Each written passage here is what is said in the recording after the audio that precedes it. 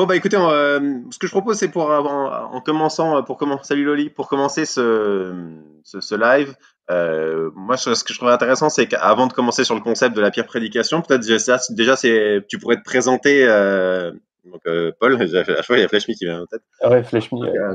Donc, Paul, tu pourrais te présenter, enfin, te présenter toi, et puis peut-être présenter le concept de FlashMe.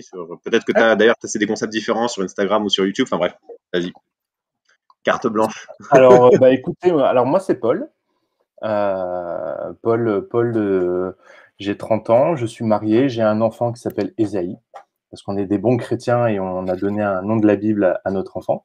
Est-ce que vous avez vous avez tourné les pages et vous avez posé votre doigt de manière Mais aléatoire? alors pas comme ça, mais on a listé un paquet de prénoms bibliques avant de choisir celui-là. Et juste pour l'anecdote, voilà, parce que c'est toujours rigolo, mais en fait, Esaïe est né en 2015, le 30 novembre 2015. Et Ok. je ne sais pas si vous vous souvenez, le 13 novembre 2015, il y a eu les attentats. Et en fait, Ah, jusqu'au 13 novembre, Esaïe devait s'appeler Abel. Et en fait, on a trouvé que Abel, quand même, qui s'était fait tuer par son frère, dans le contexte un petit peu terroriste et tout ça, voilà. Bon, donc du coup, d'accord. on s'est rapatrié sur Esaïe, qu'en fait, on trouve très beau, qui va très bien à notre fils. Et comme je le dis souvent, on participe à cette idée que tous les personnages de la Bible sont blonds aux yeux bleus. Voilà.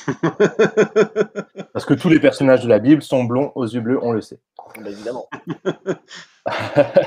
Voilà. Bon, Donc, dans, du dans le coup, chat, c'est en train de partir en polémique parce que visiblement, je me serais rasé. Alors, effectivement, si vous faites une analyse statistique, si vous regardez tous nos lives, je pense que c'est pas la première fois que vous me voyez comme ça. Donc, ceux qui font cette remarque-là, c'est que vous n'êtes pas si assidus que ça sur les lives mauvaise foi. Je suis très vexé.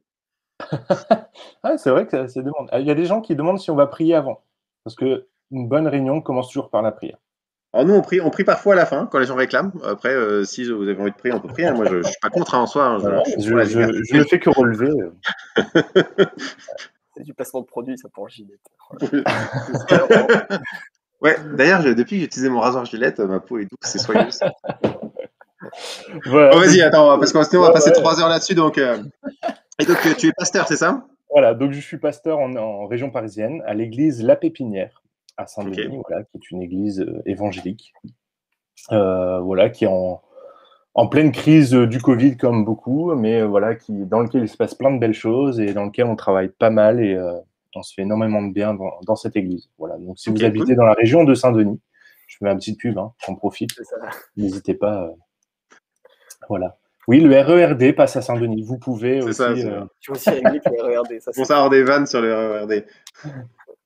Visiblement, je pense que Réliré doit te suivre parce que je sais que tu nous disais que t'étais par phase tu sais, sur tes publications sur les réseaux sociaux. Ouais, ouais, alors, bah oui, Donc, un oui. peu comme le RERD, quoi. Oui, des c'est phases. ça. Il faut Tu que tu t'intègres. fonctionnes. J'ai des phases. Non, mais en fait, alors, j'explique un peu le parcours, hein. C'est vrai que donc Flesh Me est né d'une volonté de promouvoir l'évangile et notre ministère, mon épouse et moi, sur Internet. On a commencé avec un blog, ensuite on a ouvert la chaîne YouTube et par la force des choses, parce qu'aujourd'hui, quand on a une chaîne YouTube, si on n'a pas un compte Instagram et Facebook, nous n'existons pas. Donc, nous avons ouvert tout ça en parallèle et chemin faisant, et surtout en 2020 est née cette idée d'ouvrir une aumônerie sur Internet. Alors, c'est quoi une aumônerie sur Internet? En fait, on a pris conscience en 2020 que beaucoup de jeunes chrétiens, beaucoup de personnes, beaucoup de jeunes croyants, croyaient en Dieu, aimaient Dieu, s'étaient convertis même pendant le confinement, mais avaient une extrême réticence à mettre les pieds dans une église, pour tout un tas de raisons que je peux comprendre et que je comprends même. Et, euh, et donc, en fait, beaucoup en fait, venaient poser des questions, venaient voilà, en message privé. Est-ce que tu peux prier pour moi? Est-ce que tu peux répondre à telle question? Est-ce que tu peux faire telle vidéo? Et en fait, chemin faisant, on s'est dit, bah, écoutez, pourquoi pas réunir tous ces gens-là un peu autour d'une communauté sur Internet pour prendre soin des gens qui sont sur Internet. Voilà, comment est Ok. né. Voilà, c'est un peu le travail qu'on fait en ce moment.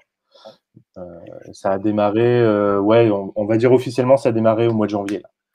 Et plus personnellement, tu disais, je trouvais ça intéressant dans le cadre surtout pour diriger vers notre concept de la pire prédication. Qu'est-ce qui t'intéresse toi dans ce concept enfin, j'ai cru entendre que dans ton église il y avait beaucoup enfin, vous essayez de développer ce côté un peu c'est pas le pasteur qui a forcément raison de développer un Ouais, esprit critique et tout ça. Et tout à pour moi, fait. ça m'intéresse aussi de savoir comment est-ce que tu en es arrivé là, parce que ben, on a été issu un peu de parcours, on en parlait un peu avant. Les parcours, on était ben un peu fermé d'esprit, tu vois, parfois un peu sur nos, tu vois, on nous a appris que la Bible elle disait ça, et puis bon bah voilà la vérité, et puis voilà. Et on était plutôt dans une position de défense de la vérité plutôt que dans une position de recherche de la vérité, tu vois. Ouais, en fait, alors moi j'ai grandi à l'église, hein, faut croire. Enfin, le, on dit souvent ça pour rigoler dans ma famille, mais j'ai usé mes fonds de culotte sur les bancs de l'école du dimanche. C'est-à-dire que D'accord. moi, mes dimanches matins et mes dimanches après-midi, on était à l'église et on était à l'église à tous les jours fériés, on était à l'église à tous les rassemblements, on a fait les camps, les colos, on, on a tous partagé la même colo là, à Gap, enfin vraiment, ouais, notre vie, c'était l'église, quoi. Ouais. Et, et en fait, enfin, pour bien expliquer pourquoi j'aime bien ce thème de la pire prédication, on a été longtemps pris sous la coupe de ce qu'on appelle une personnalité manipulatrice, un pervers narcissique, voilà, qui, à force de prédication, alors c'était pas le pasteur principal, mais à force de prédication, en fait, a réussi à mettre la main et un peu le grappin sur notre famille et qui nous a un peu élevés ou nous a fait grandir dans un contexte de légalisme. Voilà, il faut être comme Ouais. ça, c'est ça, c'est ça, c'est ça. Et de très peu avoir d'esprit critique, en fait. Dès qu'on avait un semblant d'esprit critique, on était tout de suite cassé, démonté dans tous les sens, parce que surtout, il fallait pas remettre en question euh, la sainte doctrine. Voilà. Ok. On a réussi à s'en dépêtrer par la grâce de Dieu et vraiment par le miracle de Dieu, l'intervention de Dieu. Et je me suis marié et on a déménagé, on s'est retrouvé dans une église où le pasteur s'est avéré être également un pervers narcissique qui a utilisé tous les leviers, et je le vois maintenant avec le recul du prédicateur et des formations que j'ai pu avoir, mais qui a utilisé tous les leviers d'une prédication manipulatrice. Tout ce qu'on peut utiliser dans une prédication pour emmener les gens sous sa coupe, pour faire passer ses messages personnels, pour détruire une personne dans l'église, pour casser pour casser quelqu'un, voilà, pour mettre le grappin sur une église et surtout ne permettre à personne de l'ouvrir pour éviter éviter d'être mis sous les projecteurs. Parce Ouais. qu'une personnalité comme ça, elle va se protéger. Et voilà. Et donc, c'est pour ça que ouais, ce thème de la pire prédication est quelque chose bon, déjà qui me touche par rapport à tout ce que j'ai pu vivre. Et après, je disais aussi, une prédication, c'est pas. Déjà, c'est C'est quoi un délivré pervers par un homme. Ouais, vas-y, dis-moi. C'est quoi un pervers narcissique en une phrase pour ceux qui sont dans le chat? Alors, un pervers narcissique, c'est une personnalité en fait qui va mettre le grappin sur quelqu'un, qui va utiliser de plein de leviers psychologiques pour que la personne devienne presque dépendante d'elle et en fait va absorber toute l'énergie de la personne, va dénigrer la personne, mais il y a un tel attachement qu'en fait c'est impossible de s'en défaire. Ouais. Il y a beaucoup de femmes qui vivent, enfin beaucoup de femmes et d'hommes hein, qui vivent ça dans les couples, dans les mariages, où euh, sous couvert de l'amour, en fait, on fait faire passer, on véhicule plein de mauvaises choses, en fait. Enfin, c'est quelque chose que je souhaite de vivre à personne parce que, alors, d'une part, c'est super difficile de s'en défaire. C'est très, très compliqué.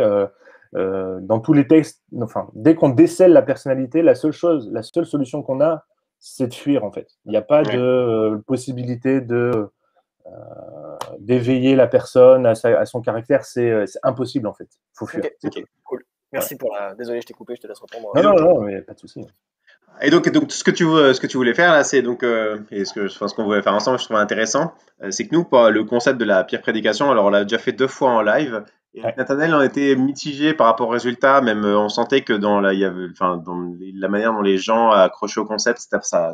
Donc nous, ça, on trouvait ça intéressant parce que c'est vraiment, à la base, c'est toi qui es venu nous voir, on disait, ah, ce serait cool qu'on fasse ce concept-là, et donc nous, on trouvait ça Ouais. cool aussi.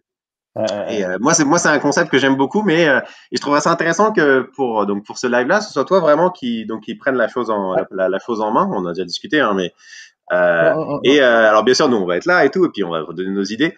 Mais donc toi, Paul, si tu devais construire, d'habitude ce qu'on fait, c'est que ce qui est intéressant, c'est de construire à partir de contraintes un petit peu saugrenues ou tu vois, ou c'est de nous défier quoi. Tu vois, le but, si c'est juste pour dire, tu vois, je sais pas moi tu vois, changer un petit détail facile. Enfin, le but, c'est d'essayer de faire quelque chose, de faire passer quelque chose de gros. Tu vois ce que je veux dire?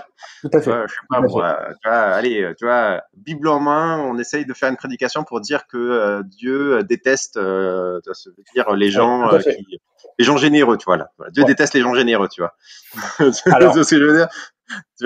Enfin, tu vois, un truc un peu gros, tu vois, ou un challenge, ou alors, par exemple, la première pire prédication qu'on a faite, c'est on prend un verset qui est vraiment, on avait pris, prends ton pain et trempe-le dans la vinaigrette, tu vois, dans le rut, et on essaie de faire dire au texte des trucs qui, tu vois, tu ouais, vois, donc, j'ai tu vu vois, en des contraintes un utilisant. peu où on joue Ouais, un peu avec ça, quoi. tout à Ouais, sur fait. quoi tu as envie Est-ce de que tu avais partir? déjà pensé, alors on peut demander au chat s'il a des contraintes à nous proposer, donc ça, n'hésitez pas si vous avez envie, ou, Peut-être juste rappeler parce que, en vrai, j'ai bien aimé enfin, pour ceux qui n'ont pas vu, allez voir, comme ça fait un peu de pub pour ton compte Insta. Tu as fait une petite story où je trouvais que tu as bien amené ça sur le concept un peu de la pire prédication. Donc, genre, en 2 minutes, tu peux nous la refaire un peu où est-ce qu'on veut aller avec ça, en fait. Ouais. En fait, alors moi, je suis dans une église aujourd'hui où nos prédications sont travaillées en équipe. C'est-à-dire que toutes les prédications qui sont données à l'église La Pépinière sont travaillées en amont.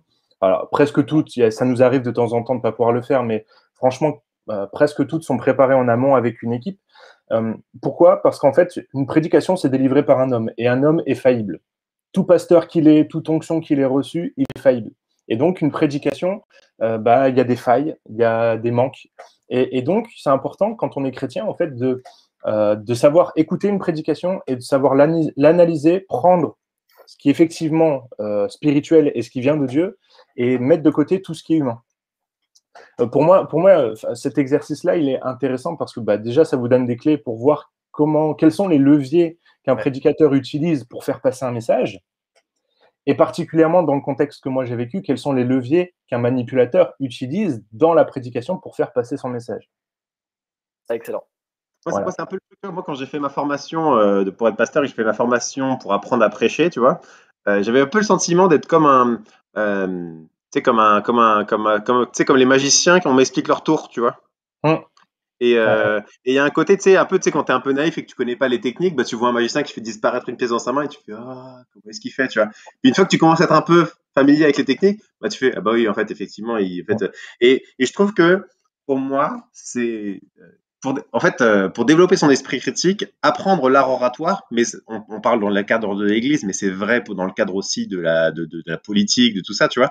En fait, apprendre un minimum les ficelles de l'art oratoire, je trouve que c'est des outils d'esprit critique qui sont essentiels, en tout à fait. fait. Tout à fait. Puis faut pas vous leurrer, hein, mais un prédicateur, un bon prédicateur et quelqu'un qu'on va facilement écouter, il a appris à utiliser des leviers en fait pour prêcher. C'est inévitable. Le métier d'un pasteur, c'est quand même énormément centré sur la prédication. Et donc, en fait, il a forcément besoin d'apprendre à exposer une idée, à partager son idée. Il a besoin d'apprendre à placer sa voix. Il a besoin d'apprendre à utiliser les leviers d'orateur. Mine de rien, il doit tenir en haleine les gens entre 30 et 40 minutes. Et donc, s'il n'utilise pas des leviers d'orateur pour tenir son auditoire en haleine, il aura beau avoir la meilleure prédication, le meilleur fond, en fait, les personnes ressortiront avec rien du tout. Parce qu'en fait, Ouais, ça. En fait, pour moi, le truc, c'est.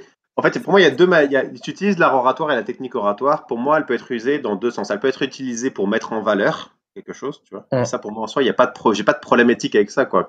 En soi, tu veux communiquer un message, tu l'as bien travaillé, tu l'as bien étudié, tu vois, t'as bien bossé, tu vois, et tu veux communiquer ça, tu veux communiquer de l'information, et tu travailles l'oratoire de manière à mettre en valeur ce que tu veux communiquer, tu vois. c'est Ça, ça. c'est la première manière d'utiliser l'oratoire. Mais il y a une deuxième manière d'utiliser l'oratoire qui, pour moi, est plus problématique. C'est utiliser l'art oratoire comme cache-misère, comme manière de soit de cacher une idée, soit de cacher des faiblesses argumentatives, soit de cacher, tu vois, pour par exemple, tu vois, je sais pas moi, tu veux communiquer un message et tu as peur que, tu vois, enfin, en gros, c'est là que ça devient manipulatoire, c'est que tu cherches plus à mettre en valeur simplement ce que tu veux dire, mais tu cherches à cacher quelque chose, soit cacher une faiblesse argumentative, soit cacher un message sous-jacent que tu veux faire passer mais que tu veux pas, toi. Et pour moi, c'est ça là où il y a les problèmes. Ouais. En fait, vas-y. Je parlais avec des jeunes qui voulaient travailler leur oratoire et je disais l'art oratoire, j'ai l'impression que c'est un peu comme un marteau, quoi. Est-ce qu'un marteau c'est bien ou c'est mal? Bah ça dépend, quoi. Si c'est pour planter un clou dans un mur, c'est assez génial. Si je te mets dans la tête, c'est un peu moins génial. Ouais. Non, mais c'est vrai. C'est un peu la même chose, quoi. Selon pourquoi je m'en sers, ça peut être génial comme une sale idée, quoi. Paul, dis-moi. Est-ce que sur ta chaîne YouTube, on peut retrouver ton église? Sinon, j'ai donné Oui, après vous tapez Église la Pépinière. Moi, j'ai mis le lien dans le chat. Église la Pépinière. Ok, bon, bah, Nathanaël a déjà mis le lien. Et, vous allez le trouver. Hein. Ouais, Église la Pépinière, Saint-Denis. Parce qu'il y a des gens dans le chat qui demandent dans quelle église tu es. Donc. Ouais. Venez dans notre église, elle est bien. Bref. Let's go. Bref. On commence à on tarde pas trop pour commencer, parce que sinon on va se... Ouais, sinon on va se faire avoir. Alors, ce que je te propose, c'est que donc, un peu dans quel sens on parle. Dans le chat, maintenant qu'on a bien pris le temps d'expliquer, dans le chat, si vous pouvez expliquer un petit, vous pouvez vous donner des idées de contraintes, mais j'imagine que tu as déjà pris le temps d'y réfléchir un petit peu. Et donc, est-ce que tu avais des idées déjà, Paul? Ouais, alors l'idée, alors voilà comment nous on fonctionne à la Pépinière. Hein. Toute prédication, elle démarre avec une problématique. Seulement aujourd'hui, je me place en tant que manipulateur d'une église. Mon objectif, c'est de faire passer mes idées, c'est de faire passer qui je suis et surtout d'éviter de ne pas permettre aux gens de s'exprimer dans mon église, en fait. C'est-à-dire qu'il faut absolument que ma prédication soit intouchable, que ma personne soit intouchable et qu'on ne puisse pas remettre en question ma vision et mon projet dans l'église. La critique, c'est mal. La critique, c'est mal, en fait. Et donc, la problématique, donc, toute bonne prédication a une problématique. Hein. Une prédication, on répond à une problématique. Alors, il y a des bonnes problématiques, hein, comme par exemple, comment prendre du plaisir dans la foi chrétienne. Ça, c'est une bonne problématique. Parce que l'objectif, c'est de donner aux gens l'envie d'être chrétien, quand même. Donc, voilà, c'est une bonne problématique. Mais une mauvaise problématique, ça pourrait être comment empêcher les gens. Allez, on va mettre les fidèles. Hein. Il faudrait partager ton écran, comme ça on je l'ai fait, logiquement. Ah oui, pardon, excuse-moi, c'est juste moi qui était censuré encore. Voilà. Comment empêcher les fidèles d'être contre moi? Tu peux mettre un peu plus gros ou pas? Ouais, je peux. Ouais, tu peux zoomer un peu? Parce que je pense que... Ouais. Vous voyez là? Ouais, génial. Ok, donc ça va être la problématique. Alors forcément, il va pas aller de but en blanc dans cette problématique. Hein, comment empêcher les fidèles d'être contre moi? Maintenant, il va cacher son message. Hein. C'est pas son idée, c'est pas ça quoi. Donc maintenant, il faut trouver le bon texte. Alors, une prédication qui est manipulatrice, elle se base sur 3 choses. L'excès d'utilisation du pronom je. C'est-à-dire que le prédicateur, dans une prédication manipulatrice, va utiliser le je. Il va parler de lui. Voilà, je vais vous parler de ça, je pense que, je fais comme ça moi personnellement, je suis comme ça, je. C'est vraiment extrêmement affolant dans une prédication. Quand je suis arrivé à la Pépinière, mon formateur, en fait, je suis encore en formation. Je ne suis pas un pasteur complet pour l'instant. Je suis encore en formation. Un pasteur intègre. Ouais. Je t'en mets. Et donc, en fait, l'un des premiers retours de prédication que j'ai eu, il m'a dit, fais attention parce que tu utilises beaucoup le prénom je. Alors, ça ne veut pas dire que j'ai cherché à manipuler les gens, mais en fait, c'est un levier qu'on utilise pour essayer de persuader les autres en s'incluant, en fait, en disant, mais moi, je le pense. Donc, si je le pense parce que je suis pasteur et que je suis en train de vous prêcher, il faut que vous le pensiez aussi. Donc, utiliser le jeu à outrance. Hein. Je ne dis pas qu'il faut l'éviter absolument, hein, mais je sais que ça m'est arrivé, c'est arrivé qu'avec qu'on compte le nombre de jeux dans une prédication de certains pasteurs et on se rend compte que c'est extrêmement présent. Et de toute façon, je pense aussi comme tu dis, puis surtout toi, tu dis que ça a été dans ton parcours, bah, on a tendance à reproduire ce qu'on a vu, quoi, hein. aussi. Mais moi-même, je suis souvent, sans parler du pronom jeu, tu vois, parfois, je suis assez impressionné quand je vois certains profils de certaines personnes sur Instagram, par exemple. Tu regardes leur feed et tu vois, c'est leur tête, leur tête, leur tête, leur tête, leur tête, leur tête, leur C'est tête ça. partout. Moi, ça Et me met toujours un peu mal à l'aise, quoi. Ça me dérange pas de montrer ouais, ma tête, tu vois. Le premier, je montre ma tête, mais tu vois. ouais. Alors moi, ce qui me dérange encore plus, c'est d'associer ma tête à un message biblique ou à un message Mm. spirituel. Ouais. C'est-à-dire que, enfin, moi qui suis communicant, hein, c'est-à-dire que j'ai des moments où je monte ma tête, où je dis, bah voilà, je suis en vacances, je me fais du bien, enfin, voilà, c'est un moment que je partage perso de ma vie. Je suis à une soirée resto, enfin pas ces dernières années, mais pas cette dernière année, mais voilà, je m'en vais faire une balade sur la plage. C'est un moment en famille, mais c'est pas spirituel en fait. Enfin, Ouais. euh, Alors, et Et alors, il y a Raphaël qui te disait, ouais. par exemple, bah, justement, comme contrainte, tu pourrais, en plus, comme c'est empêcher les fidèles contre vous, bah, c'est justement, tu justifies la lecture d'un verset par révélation du Saint-Esprit. Ça, c'est un peu, enfin, entre guillemets, c'est souvent un peu justement pour empêcher que les gens soient contre toi. C'est C'est nous, puis nous-mêmes, ma c'est oui, oui. c'est des Ah trucs qu'on nous bah, dit souvent à nous, c'est oui, mais t'es pas d'accord avec mon interprétation du verset, mais c'est parce que toi, t'as pas reçu une pleine révélation du Saint-Esprit, tu vois. ouais, ou alors ils vont commencer en mettant l'accent sur ce matin, j'avais préparé un message cette semaine et puis le Saint-Esprit m'a révélé quelque chose de très puissant ce matin et je vais vous le partager. Voilà ce que j'étais en train de lire ma Bible dans un temps de méditation personnelle. Tu vois, ça fait extrêmement spirituel. Il parle de lui et en plus, voilà, il met en avant le fait qu'il a reçu une grosse révélation. Et vous savez, une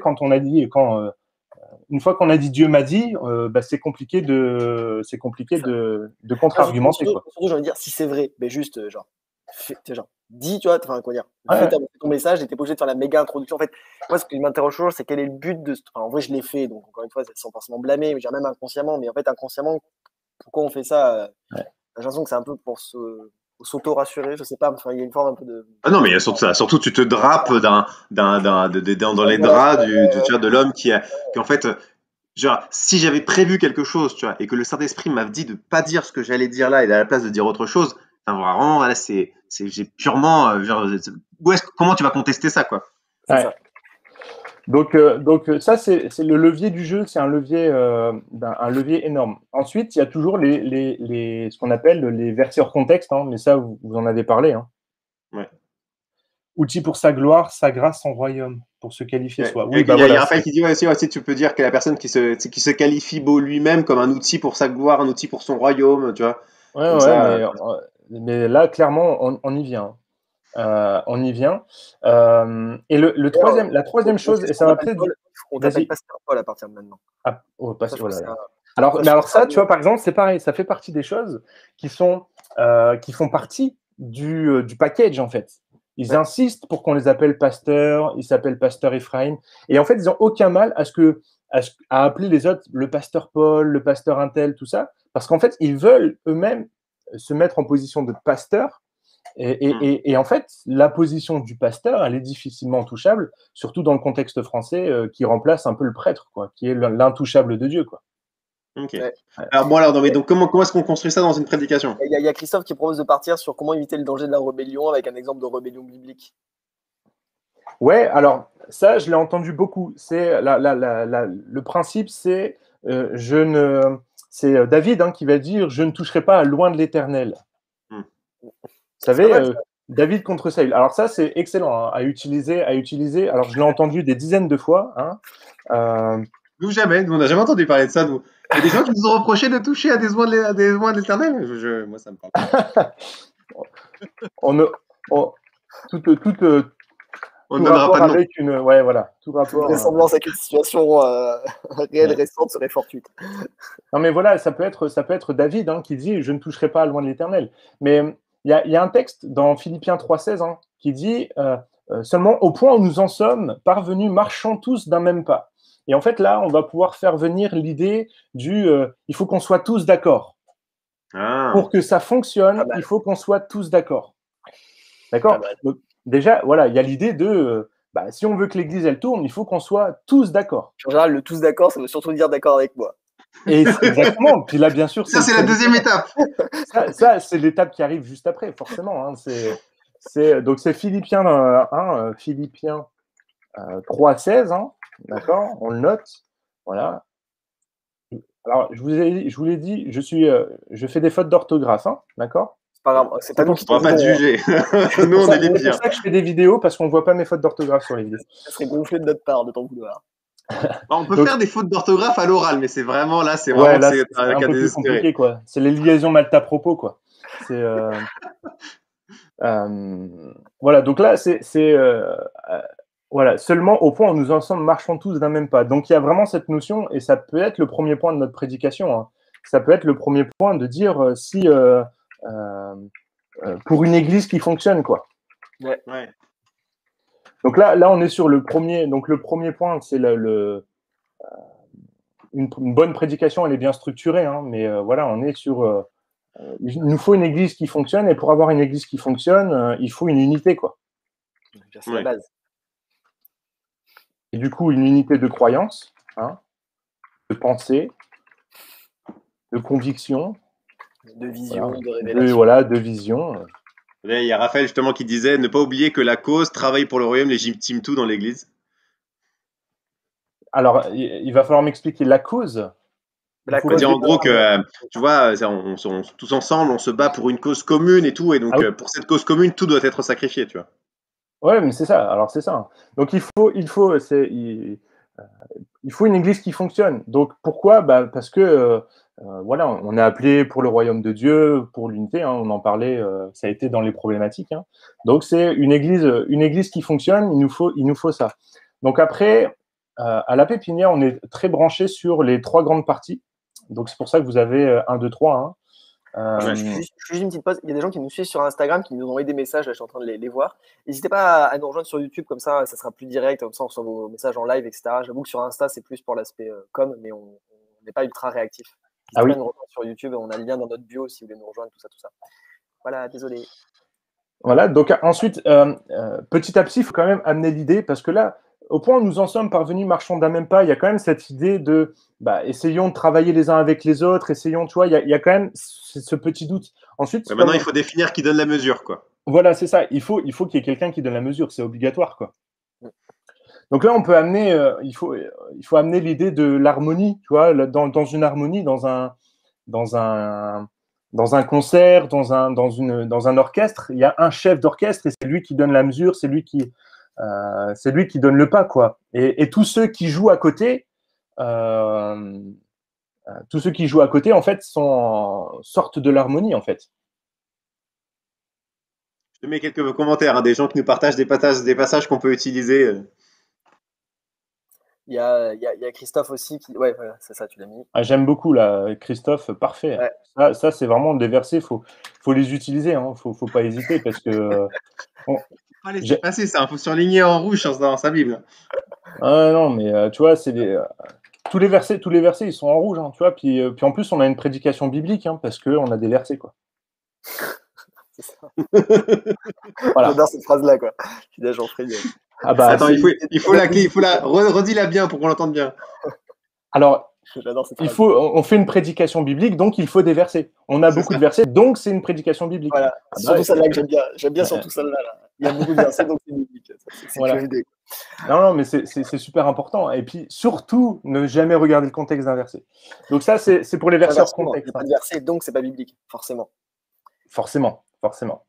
Mais, et là, le troisième levier, et qui est peut-être le plus sournois et le plus difficile à comprendre, c'est la notion du témoignage. Ouais. Une prédication manipulatrice va utiliser le témoignage à outrance. En fait, il va essayer de justifier au travers de son témoignage, au travers des témoignages qu'il va donner, en fait, le fait de je suis légitime parce que je suis l'envoyé de Dieu, parce que Dieu a agi comme ça avec moi, ou j'ai fait ça dans une autre église et ça a marché et l'église s'est développée. On cherche même pas à savoir. J'ai reçu un appel. Ouais, j'ai reçu un appel de Dieu pour ça, et puis Dieu m'a donné la vision, et puis tu vois, enfin tout ça, c'est des choses, ça existe en fait, hein. Moi, je l'ai vécu, hein, cette prédication-là, basée sur ce verset, au point où nous en sommes marchand d'un même pas. Je l'ai vécu dans une église, et bon, j'en parle librement parce que l'église aujourd'hui, elle est à volo, mais Mais en fait, c'est dramatique parce qu'en fait, vraiment, à la fin de la prédication, c'était au point où nous en sommes marchant tous d'un même pas, je donne le pas, donc tous ceux qui sont contre moi, vous allez dehors. Voilà. Mais vous allez voir que c'est quand même vachement intéressant. Donc on a pourquoi donc 4, ceux qui m'aiment me suivent. Non, pardon. Ouais, mais c'est ça, hein, limite. Hein. Donc l'idée maintenant, donc on a pourquoi, c'est pour que l'Église fonctionne. Ensuite, c'est comment, forcément, il faut un leader, quoi. Il faut quelqu'un qui a la vision. Hein. Là, c'est facile. Là, tu prends n'importe quel leader biblique dans l'Ancien Testament, ça marche bien. Ça. Tu vas parler. Voilà, tu vois, même des leaders charismatiques qui ont été un peu autoritaires quand même avec le peuple. Hein. Je veux dire, Moïse, il n'a pas été. Moïse, il était celui qui avait reçu la révélation et il fallait pas être contre Moïse, quoi. Ça, Moïse, même Paul, dans certaines de ses épîtres, je veux dire, il va pas avec le dos de la cuillère. Hein. Ouais, mais encore que Paul, tu vois, bon. Mais tu vois, Moïse, tu peux pas lutter contre Moïse, en fait. Moïse, il est intouchable, c'est. Pas test. Mais encore une fois, en utilisant des trucs rocambolesques, quoi. Hein, c'est. Je sais pas, alors. Allez-y dans le chat. Tu as guidé le peuple comme moi, tu vois. Tu fais une comparaison fallacieuse, hop, là, tu lis déjà. Ouais, donc c'est ça, c'est Moïse. Moïse a reçu la révélation de Dieu qui a amené le peuple. Il a reçu son buisson ardent. Ouais, c'est ça, dans la terre promise. Donc ça, c'est une nécessité, en fait. Il faut qu'il y ait quelqu'un qui ait reçu la vision. Donc ça, c'est le deuxième grand point, on va dire. Puis le dernier point, c'est là, on va rentrer dans la vision dans la notion de surtout, il ne faut pas toucher à celui qui a la vision. Ok. Donc là, c'est tout à l'heure loin de l'Éternel. Voilà, c'est ça. Je ne toucherai pas loin de l'Éternel. Là, il a fait. Et tu as un verset pour Moïse qui a reçu la révélation. Je pense que, comme dit, si on veut que ce soit biblique, il faut balancer des versets, quoi. Là. Ouais, mais je fais confiance. Vous avez des idées dans le chat? Allez-y dans le chat, hein, faites-vous plaisir. Mais après, j'avoue qu'il y a des petites choses de vie classique, culpabilité émotionnelle, pas hésiter à rappeler que les gens loin de l'église ne sont rien, que Dieu ne les aimera plus. Je pense qu'il faut aussi. Moi, un truc qui fonctionne assez bien aussi, c'est le pasteur qui parle en disant la vie, c'est dur. Vous savez, c'est dur d'être pasteur. C'est dur parce qu'on reçoit des attaques. Et vous savez, le monde se charge de m'attaquer déjà. Vous voyez, le monde extérieur nous fait du mal. Alors, est-ce que même au sein de l'église, vous allez m'attaquer, tu vois? Tu sais, genre aller un peu dans comment dire, la victimisation, tu vois. Donc ça, c'est je ne toucherai pas loin de l'Éternel. Hein. Donc là, on peut être dans une sous-partie. Hein. La vie du pasteur est dure. Ne la rendez pas encore plus, quoi. Voilà, c'est ça. Exactement. J'ai vu quelqu'un qui avait partagé un verset là. C'était quoi? Lequel? J'essaie de le retrouver. Il faut obéir à Dieu plutôt qu'aux hommes. Il y a Paul qui, je pense, il y a un de ses passages, il y a un des passages dans une de ses épîtres, il dit n'ajoutez pas encore plus à mon fardeau, tu vois. Ah oui. Je pense qu'on pourrait trouver ça. Attends, je cherche moi aussi. J'ai oublié d'appeler la Bible parole de Dieu. C'est évident pour tout le monde. La Bible ne peut pas être Dieu avec un regard critique. On va pas relancer le débat de l'inhérence. J'ai l'impression qu'à chaque live, on se parle. C'est ça. Pas ce soir. Ouais, j'essaie de parcourir. Après, je suis pas très habitué à construire des prédications comme ça. Hein, vas-y, t'inquiète pas, je m'en occupe. Vas-y, continue, moi je cherche. Mais voilà, donc là, il y a la notion de. Du coup, après, là, on a fait les 3 grandes parties. Hein, donc, il faut une église qui fonctionne. Donc, pour une église qui fonctionne, là, on s'appuie sur cette notion d'unité. Hein, pensez tous pareil. Faut qu'il y ait. Non, d'ailleurs, c'est pas penser tous pareil, c'est penser tous comme Jésus. C'est mieux.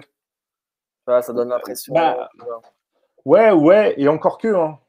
Et encore que, hein, tu vois, là, faussement déguisé, tu peux le dire, hein, il faut qu'on pense tous pareil, quoi. Ouais, je vois ce que tu veux dire. Ouais. Pauvres pasteurs, ils n'ont pas décidé d'être pasteurs. C'est ça. Voilà. Ensuite, on peut appuyer sur un levier. Moi, je me souviens que il y avait un peu ce levier de dire quand même, la critique n'est pas biblique en fait. Ouais. C'est-à-dire que en fait, tu commences à emmener l'idée quand même que la critique n'est pas biblique. Enfin, vraiment, en fait, jamais on n'aurait remis en question la parole d'Abraham, on n'aurait jamais remis en question la parole de Moïse, on n'aurait jamais remis en question à Tu peux aucun même moment. prendre l'exemple du peuple d'Israël. Soyez pas comme ce peuple d'Israël qui en permanence, tu vois, s'est rebellé contre Moïse, tu vois, et finalement a rendu son fardeau Ouais, c'est encore plus ça, lourd. le peuple courade, quoi, qui est Ouais. pas forcément, qui est pas docile en fait. C'est ça, c'est ce peuple courroide dans la Bible. On peut l'utiliser, ce verset qui est intéressant. Peuple au cou roide. Après, moi j'ai une idée, on peut utiliser aussi le passage de 2 Corinthiens 11, tu sais, où Paul il raconte toutes ses difficultés, tu vois. Tu sais, où il dit, j'ai eu tant de problèmes, tu vois, j'ai 5 fois, j'ai reçu des coups de fouet et tout ça, tu vois. Ouais. Et puis après, tu vois, les hommes de Dieu, ils souffrent, tu vois. Ouais, carrément, carrément.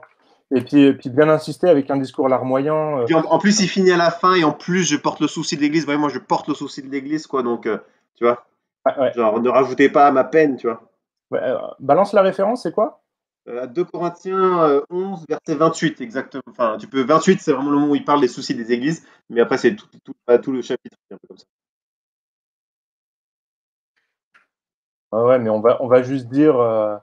Je vois que ce peuple est un peuple à la nuque raide, Exode 32:9. Ouais, c'est ça. C'est Dieu qui parle en plus. Hein. C'est Dieu qui dit à Moïse, je vois que ce peuple Ouais, est un peuple au cou roide, donc au cou raide. Voilà, c'est vraiment, on touche là ici l'aspect du l'inflexibilité, l'inflexibilité des croyants qui rend la vie de Dieu difficile en plus, hein, parce que là c'est même l'Éternel qui le dit quoi. C'est même l'Éternel qui s'agace quoi et qui dit mais c'est un peuple cou raide, donc faut être flexible. C'est intéressant, il y avait quelqu'un aussi qui disait, qui donnait l'amour couvre un grand nombre de fautes, tu vois. Et on peut même utiliser l'image, tu sais, avec tu vois, Noé, tu vois, qui était nu et tout, puis il y a son frère qui allait appeler les autres pour leur dire, voyez, regardez, il est nu, tu vois. On peut dire, tu vois, tu vois, en fait, quand vous voyez que je fais des erreurs, bah, couvrez-moi plutôt que de me, tu vois. Ah bah ouais, alors là Tu vois, c'est pareil. couvrez-moi de votre manteau à reculant, tu vois. Enfin, tu vois, tu peux reprendre l'idée, tu vois, tu vois, soyez pas comme ce frère tu vois, qui est parti, tu vois. Mais j'aime beaucoup. Je pense qu'on peut jouer avec le passage de Noé, tu vois, Il y a un beau petit passage là qui a été Ah, mon cité Dieu. par, je sais plus, Poitevin Raphaël, Hébreux 13, obéissez à vos conducteurs. Mais alors ça, c'est une mine d'or extraordinaire. Hein. Ouais, c'est ouais. ça.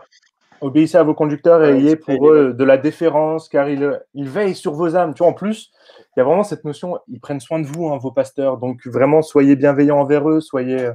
Euh, tu vois, tu Il y a peux Louise aussi insister. qui Hein. disait l'idée que c'est que si tu as un doute ou une critique, c'est le diable qui te tente. Ah ouais, alors ça il faut l'amener. La critique n'est pas biblique. Hein. Euh, Nous, le passage qu'on a souvent entendu, c'est le passage de Paul, enfin qui est à Timothée, tu sais, n'entre pas dans des discussions folles, dans tu des vois. villes oui, débats. oui. Comme ça. Après, alors moi, je l'ai cité il n'y a pas très longtemps, mais il faut le citer dans un bon contexte et bien expliquer le verset qui dit la lettre tue, mais l'esprit vivifie. Et Oui. en gros, bah, la révélation est quand même plus importante que tous les textes bibliques que vous allez pouvoir me citer. Ouais. D'ailleurs, Alors que ce texte, on a fait un petit post Instagram si vous voulez aller voir dans notre tout au fond. C'était l'un de nos premiers posts. ouais, mais alors que ce texte-là ne parle pas du tout de ça en fait. Hein. Moi, j'ai expliqué le terme la lettre. En fait, c'est tous les écrits enfin tous les écrits en fait, en gros. Et la notion en fait de dire l'utilisation abusive de l'écrit en fait qui peut tuer en rapport avec la révélation. Quoi. Mais je suis d'accord, hein, trop faire attention. Mais ce verset-là, il est implacable. Hein. Moi, je te balance un peu tout ce qu'il y en a, hein, tout ce qui passe et tout, et après toi, tu construis au fur et à mesure. Ouais. Mais je sais pas, on peut habituellement vous partagez, je crois, le truc pour que les gens y aient accès, je crois. Ouais, bah, dans ce cas-là, tu peux le partager, peut-être tu l'envoies dans le chat privé qu'on a là, et moi je le partage dans le chat. Il faut que tu ouvres, faut que les gens ils puissent faire des commentaires. Fais gaffe. Vous avez vu mon adresse perso? Mais mets-les pas simplement en lecteur, mais les en commentateur, voilà. On a tout vu. Vous avez vu mon adresse perso. Vous allez dire, je pense que pour me contacter, vous avez plein de moyens. C'est ça. On Euh, va de shooter ça au montage. Ouais, non, mais alors là, surtout que c'est.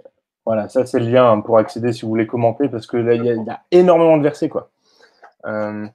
Super, Proverbe 10-12, il est pas mal, ça, de Christophe, là. La haine existe des querelles, mais l'amour couvre toutes les fautes. Mais tu l'avais cité, ça, il me semble. Ouais, ici, tu as la notion, ici, la critique n'est pas biblique, on peut le mettre aussi là-dedans. Hein. Ça rajoute encore un verset, ça nous fait encore une prédication encore plus biblique, quoi. Non, mais sans en rajouter, hein. Je voudrais pas. Non, mais j'adore. Il y a une force dans certains moments, tu vois. Parfois, quand tu peux, tu sais, pour donner vraiment l'impression que ton message est très biblique, parfois il vaut mieux concentrer dans un temps très court toutes tes citations bibliques, tu vois. Tu sais, Oui. tu les balances comme ça et tu les assènes. Comme ça, les gens, ils ont l'impression que genre c'est une évidence ce que tu es en train de dire dans la Bible et qu'en fait, il suffit juste de se baisser pour trouver dans la Bible quelque chose qui confirme ton discours, tu vois ce que je veux dire.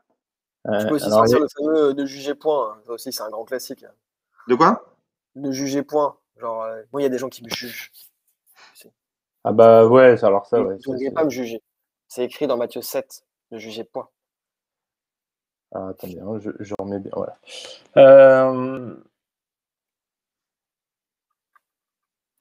Ah ouais, donc c'est quelqu'un qui met dans Bible Info, un lien vers Bible Info, vers la notion de critique. Voilà, si vous vous mordez et vous dévorez les uns les autres, prenez garde que vous ne soyez détruits les uns par les autres. Voilà, ça tue la critique, ça. Hein. Un killer de critique. Merci Raphaël, hein, vraiment, ça c'est vraiment le verset excellent, quoi. Hein. On y va. Hein. Là, toi, on a déjà 3 références rien que pour éviter la critique, quoi. En fait, je veux pas dire, mais je te sens chaud pour faire une mauvaise prédication, un de ces 4. Hein. Ouais. Ouais, non, mais en fait... Mauvaise prédication 4, ce sera peut-être avec Raphaël. D'ailleurs, j'en profite pour passer des messages perso. Raphaël, réponds à mes messages. Enfin, voilà, donc là on a la notion, donc il faut pour que l'Église fonctionne, il faut penser tous pareil. Et la critique, elle n'est pas biblique, il faut éradiquer la critique. Et puis en fait, on peut mettre quoi en 3e point? Donc on pense tous pareil, hein, soyez tous animés de la même pensée, hein, on est là-dessus. Alors n'oubliez pas, hein, là on met beaucoup de textes, hein, beaucoup de références, un peu tout hors contexte. Hein. Mais dans ton premier point, tu pourrais mettre un deuxième passage, tu sais, qui dit, il y a quelqu'un qui l'a cité tout à l'heure, un royaume divisé contre lui-même ne peut subsister. Ah ouais, alors attends. Je vais le noter, il faudra que je retrouverai la référence. Hein. Oui, non, t'inquiète pas. Comment ça, tu n'es pas tout à fait. On n'est pas à ça près dans le manque de rigueur. C'est pour ça que tu n'es pas encore pasteur. Ah, c'est ça. Non, alors après, ça aussi, c'est un levier qui est intéressant. C'est surtout de dire, mais c'est écrit quelque part dans la Bible. Mais c'est surtout pas dire dans quelle partie de la Bible, dans quel contexte. En vrai, tu peux faire dire vraiment n'importe quoi. Il y a deux leviers que je trouve. Enfin, il y a soit celui-là, mais sinon il y a aussi l'autre. Moi qui m'énerve aussi, c'est de juste lâcher les références. Ah oui, ouais. C'est-à-dire, dans Matthieu 7, verset 1, c'est écrit qu'il faut surtout pas juger son frère. Il faut pas le critiquer, c'est écrit. J'aimerais bien avoir le verset juste pour être sûr que tu n'es pas en train de mal paraphraser le verset. Non, mais ça, c'est terrible. Hein. C'est vraiment cette prédication-là terrible. Hein. Bon, on reviendra, on essaiera peut-être de trouver un 3e point pour une église qui fonctionne. Maintenant, il faut qu'il y ait quelqu'un qui ait la vision. Donc là, on a la notion, il faut quelqu'un qui ait reçu l'appel. Il faut aussi prendre Paul, tu sais, qui dit moi qui ai reçu de l'Éternel, tu sais, au début de ses épîtres, là, alors j'ai plus les références en tête, mais dans chacune de début de ses épîtres, il dit c'est moi, Paul. Oui, moi, Paul, apôtre, envoyé de Dieu. Etc. Qui est très. Ah non, mais ça, c'est clair. Donc, forcément, pour quelqu'un, il faut qu'il y ait quelqu'un qui soit légitime pour avoir la vision, quoi. Il faut un vrai pasteur, quoi. En tout cas, vous prêchez un autre évangile que celui que je vous avance. Il y a ça aussi. Oui. Ah oui, c'est pas mal, c'est bien. Attends, oui, c'est le verset, même si un ange du ciel descendrait qu'il soit anathème, c'est ça? Ouais, c'est ça, exactement. Ouais, je pense que dans Galates, tu dois avoir des trucs intéressants pour. Je crois que c'est Galates 1.8, je crois. Attends. Dans Galates, il est assez radical, Paul, et donc ça peut être intéressant. Il y a notre évangile, mais il y a des gens qui vous troublent et qui veulent renverser l'évangile de Christ. Et quand même, un ange du ciel vous annoncerait ça. C'est Galates 1. Attends. 1,8, ouais. 1,8, 1,8. Ah oui, c'est les gens, en fait, ils te donnent, c'est Marc 3,24 pour le royaume divisé contre lui-même. Ouais, mais c'est pas grave. On s'en fout. Marc 3,28. Non, mais voilà, on cite quand même beaucoup la Bible. Voilà. Après, voilà, si vous connaissez pas votre Bible aussi, ça légitime encore plus. Non, mais ça me fait penser. Il y a quelqu'un qui dit le grec, qui dit qu'il faut citer le grec, et moi ça me fait penser à raka. Tu sais, si tu es raka contre ton frère, tu sais, si tu dis raka contre ton frère. Ah ouais, non mais. Désolé, je remonte en haut, on va pas avancer. Mais... Alors, oubliez pas, là, pour l'instant, on est très, très biblique, hein, parce qu'on cite beaucoup de versets, mais n'oubliez pas aussi qu'il faut raconter beaucoup de témoignages. Hein. Enfin, là, on n'en cite pas, hein, mais après, quand la prédication est délivrée, il faut énormément de témoignages de j'ai un frère dans une église qui un jour a fait ça, et puis, le lendemain, il a perdu sa mère, ou il a perdu, tu vois, un truc. Le lendemain, il a attrapé le Covid. Oui. Ouais, un truc pas mal comme ça, ouais. Ou ça, genre, quelqu'un qui s'en est pris à un pasteur, tu vois, genre, c'est ça. il a été vexé, puis il allait sur les réseaux sociaux, il en a parlé, et je peux vous dire que depuis sa vie, c'est un enfer, parce que, en fait, on touche pas à loin de l'éternel. Ouais, voilà, il a perdu sa femme. Rien que ça. Il a perdu son job, il est devenu chômeur. Faut pas en faire trop non plus, quoi. Tu sais, il a chopé la lèpre, tous ses enfants sont morts. Ouais, il y a une limite. Il a tout perdu. Il avait fait... J'aime bien, il y a quelqu'un qui débarque. Au fait, je viens d'arriver. Désolé. Hein. Vraiment, je rappelle l'intention pour ceux qui nous ont rejoints en cours quand même. L'idée, c'est de monter une mauvaise prédication, la pire prédication. Donc, on est en train de faire tout ce qu'il ne faut pas faire quand vous faites un message. C'est pas qu'on n'y croit pas, mais c'est qu'il faut bien les utiliser dans le bon contexte. Il y a quelqu'un qui dit yo les gars, je viens d'arriver. Du coup, les références dans le Galate, vous n'y croyez pas, vous critiquez juste le fait que certains pasteurs s'utilisent avec une mauvaise motivation derrière. Donc, en fait, juste ce qu'on est en train de faire, on fait une mauvaise prédication. En fait, on montre comment, en se servant fallacieusement de la Bible et fallacieusement de certains outils d'art oratoire, on peut faire passer un message complètement contraire au message biblique. C'est un peu l'exercice, c'est un peu une forme d'esprit critique inversé. Donc, on n'a pas de problème avec Galate en particulier. Il y a Angelo qui arrive. David Vincent a fait une excellente vidéo. Genre, même quand il n'est pas là, il s'assure qu'on parle de ses vidéos. Genre, David Vincent, il est partout, quoi. Tu connais David quand même, Paul? Alors, je vais dire un nom, mais peut-être que, en fait, j'ai peut-être déjà vu ces vidéos, mais. Je t'embête. Je connais pas David. Je connais pas David, non. Mais je serais très curieux, du coup, maintenant de le rencontrer et de savoir qui est cette personne. Je t'embête. C'est un ami à nous qui fait des vidéos, qui est souvent en live avec nous. Et qui a fait des vidéos sur YouTube. D'accord, ok. Du coup, en fait, le petit jeu entre nous, c'est de dire qu'il a fait une vidéo sur tout. Donc, peu importe le sujet, David a toujours fait une vidéo. D'accord, ok, ouais. Okay. Il est très productif. Bon, on continue. Bah ouais, on est toujours. Donc du coup, il faut légitimer. En fait, il faut trouver quelqu'un qui a la vision. En fait, donc là, il faut quelqu'un qui soit légitime. Donc c'est la notion du vrai pasteur, du vrai leader, un peu sur la notion du vrai berger ou du vrai pasteur face au faux pasteur. Ah oui. Mais ce serait bien d'avoir un truc qui s'auto-valide là-dedans.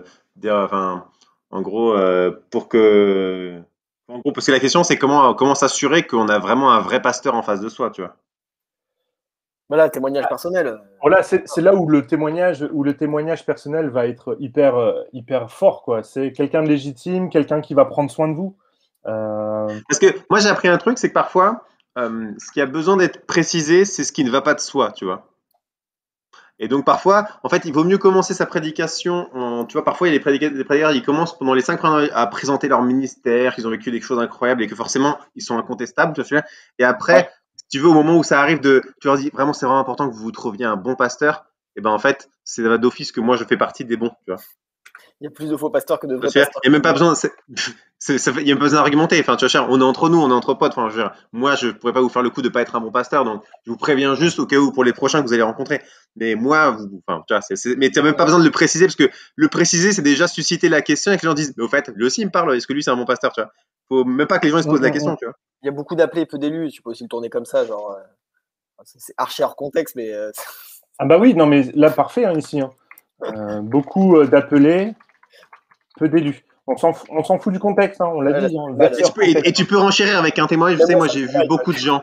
Moi, j'ai vu beaucoup de gens dans mon ministère qui voulaient être appelés, mais ils n'étaient pas appelés. Vous savez, il y a beaucoup d'appelés, mais peu d'élus. Et moi, j'ai vu beaucoup de personnes Mhm. qui ont voulu être pasteurs, mais ils n'avaient pas un vrai appel de Dieu. Et comme ça, tu te poses en juge. Donc, forcément, toi, tu es un bon pasteur, bien sûr, mais Ça. tu Ouais. vois, et tu Les gens rajoutes font avec du le mal à, témoignage comme ça, tu les vois. gens font du mal à l'église. Et pour moi, il vaut mieux prendre pour acquis que dans notre discours que je suis un bon pasteur, tu vois. Même pas Ouais, ouais. susciter la question, tu vois. Alors là, on a des liens vers les, des trucs. Mais on est en train de démonter les. On est désolé, hein, on vous démonte les choses. Non, mais en fait, alors, je rappelle quand même, hein, l'idée, c'est que vous. Enfin, après, c'est comment, dans une prédication, comment un dimanche matin ou quand vous écoutez un message, comment réussir à déceler ça. En fait, la clé, c'est de rien prendre pour acquis, de noter toutes les références, de noter toutes les choses. Enfin, c'est pas pour rien que le verset des chrétiens de Béret, il est dans les évangiles et qu'on cite justement dans le contexte. Les chrétiens de Béret, ils sont en train de s'adresser. Enfin, c'est quand même l'apôtre Paul qui est en train de leur prêcher l'évangile, quoi. Et ils vont remettre en question ce que l'apôtre Paul vérifiait, tout ça. C'est vraiment cet exercice-là qu'il faut faire. C'est dur, mais en fait, c'est ça qui va vous faire progresser et vous éviter bien des écueils. Et je parle en connaissance de cause, quoi. Et si tu devais toi dire, donc pour toi, quels sont un peu, est-ce qu'il y a un peu des signes, tu vois, où quand j'écoute une prédication, entre guillemets là, c'est un peu mon alerte, elle doit s'allumer, tu vois, mes alarmes doivent s'allumer en disant tadam, tadam, attention là, il y a danger, tu vois.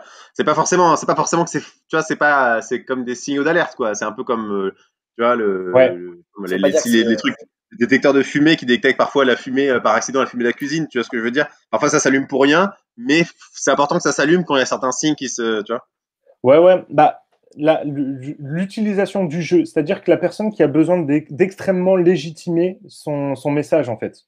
Ouais. L'exercice qu'on fait finalement à la pépinière, elle permet de casser ça, en fait, parce que les gens le savent, on le dit. Nos prédications sont préparées en équipe.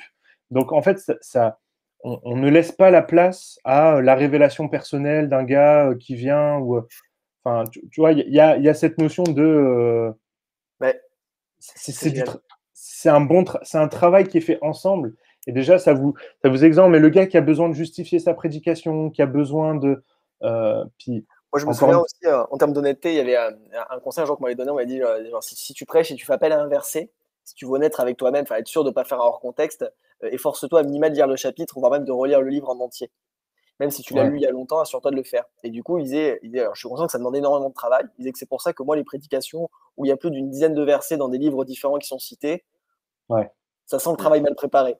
Et en C'est fait, ça. moi, Moi, tu une vois, des pour alertes, moi, des quand il y a signes, c'est le. quand il y a beaucoup de versets dans tous les sens, en vrai, c'est genre, ça veut pas dire qu'il a tort. C'est bien, il maîtrise extrêmement bien sa Bible, il a fait un travail de fou en préparation. Ça veut juste dire que, Ouais, encore une fois, c'est juste des signaux, en fait, hein. c'est Oui, ça, c'est C'est ça. exactement. juste allumer vos lanternes et dire. Après, ça peut être très, très bon, hein. Ouais, je veux dire, Exactement, hein, bien il sûr. y a des prédicateurs qui font. C'est leur job, en fait. Ils ne font que ça toute la semaine. Et Ouais. ils te lisent la Bible en long, en large, en travers, des textes, des études et des analyses. C'est leur job, en fait. Mais tous les prédicateurs ne font pas ce travail-là. Donc, Mm. Pour moi aussi, il y a l'utilisation excessive de, tu sais, de l'appel à l'émotion, quoi, tu vois, où quand tu es en permanence, tu vois, dans le sentimental, tu vois, dans l'appel ouais. à l'émotion, où tu as été très intense, tu vois. Pour moi, c'est les trucs auxquels on fait attention parce que, bah, en général, quand on est ému, on a tout beaucoup moins tendance Ouais. à exercer son esprit critique, quoi. Encore une Ouais. fois, hein, c'est des Mais ça, signaux, c'est mais l'appel qui va faire ça, en fait. Ça, hmm, c'est dans l'appel. Dans l'Église, on a trois couches. En fait, on parle toujours des trois couches de la prédication. C'est-à-dire qu'une prédication, elle doit être avant tout théologique, c'est-à-dire qu'elle doit s'appuyer sur une doctrine qui est équilibrée, qui est biblique, qui est versée dans les Écritures. Ensuite, il y a le niveau impact personnel, c'est-à-dire comment concrètement j'utilise ce fait biblique pour l'appliquer à ma vie personnelle. Puis ensuite, il y a le troisième levier, c'est le levier du cœur où justement tu vas. Parce qu'en fait, les gens sont. Enfin, je ne sais pas si c'est ce terme-là, mais ils sont kinesthésistes. C'est-à-dire qu'ils ont besoin d'être secoués dans leurs émotions pour mhm, retenir les choses. ouais. Maintenant, voici la mascotte, je l'ai vue. Euh, Vas-y, hein, continue. ouais, mais en fait, c'est vraiment ça. C'est-à-dire qu'il faut d'abord que la prédication soit biblique et théologique. Ensuite, il faut qu'elle soit pratique. C'est-à-dire comment je l'applique à ma vie concrètement. Ouais. Et ensuite, je vais aller toucher le biais des émotions. Le problème de ce qu'on est en train de faire, c'est qu'on va faire semblant que c'est théologique, Ensuite, finalement, là, dans ce qu'on fait, il n'y a rien de pratique pour la personne. Tout est tourné autour de celui qui prêche. Et en finalité, après, il va faire un appel hyper, hyper émotif, en fait. Ouais. En général, les émotifs, tu vois, il va presque avoir la voix chevrotante, tu sais, comme s'il était un peu lui-même impacté par ce qu'il venait de prêcher. Tu vois, voilà. Et l'émotion est un levier de prédicateur. Ça, faut pas vous le cacher. Mais encore une fois, même c'est un peu ce qu'on disait tout à l'heure, c'est que moi, dans l'absolu, faire appel à l'émotion, je trouve ça, il y a des fois où c'est pas forcément négatif en soi. Ce qui est négatif, je pense, c'est d'en faire un excès et de baser tout là-dessus, en fait. Ouais, c'est ça. C'est qu'en fait, l'argument, c'est l'émotion, ça devient bancal, quoi. Ouais, non, c'est ça. C'est qu'en fait, il faut les trois leviers, en fait. Pour une bonne prédication, pour le coup, il faut que ça soit une prédication qui soit biblique dans le bon sens du terme, c'est-à-dire avec des références qui soient pertinentes, placées dans leur contexte. Moi, quand je prends un verset hors contexte, quand j'ai besoin de citer une référence, j'ai toujours ce besoin intense d'expliquer le contexte, en fait. Qui est-ce qui parle, pourquoi il parle, d'où il vient, qu'est-ce qu'il a fait, le peuple. Pour moi, c'est hyper important. Et un prédicateur qui ne le fait pas, en fait, tu sais, je suis là, je dis, attends, il sort ce verset, ça d'où? Alors, il y a la référence. Tu sais, puis vous en avez parlé dans la prédication, juste trempe ton pain dans la sauce, là. La vinaigrette. Dans la vinaigrette, pardon. Je t'embête. C'est ça, c'est qu'en fait, il va chercher la référence, tu vois, dans Amos, dans Habakkuk, verset 2, chapitre 2, verset 3, tu vois, le truc. Ouais, t'as aucune idée de qui est Habakkuk, qu'est-ce qu'il a fait? Ouais, tu vois, Habakkuk, c'est quoi le contexte, à qui il s'adresse, tu vois, c'est quand même particulier, quoi.